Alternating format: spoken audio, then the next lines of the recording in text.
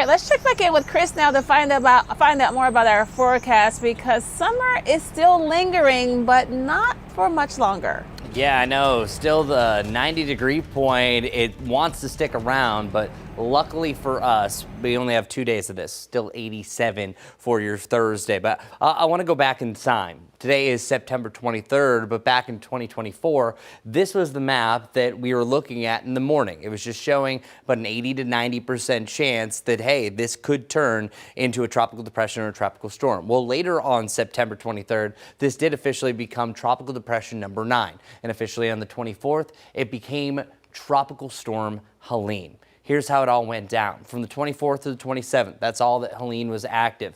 It split the difference between Mexico and Cuba. This is bringing us to right around Wednesday to Thursday to Friday. That's where everything went down. Now, it's amazingly, it was late day on Thursday that we had landfall in Florida, but it was actually on Friday morning that the heart of Helene was over our North Carolina mountains. And it was the days of rain that came before this that really put everything over the top. There was already some rivers at historic crests or at a major flood stage. And then all the rain that came from this quick moving system put things over the edge on the winds and everything. Just a massive situation. One that almost needs to stack up perfectly in a bad way for it to have the destruction that we just had. Now, I'm hopeful for the rest of my career. We're not talking about another event like Helene, but we know how things go. And for the 2025 hurricane season progress report, we're actually behind schedule. Up to this point, September 23rd, on average, we usually have about 10 named storms.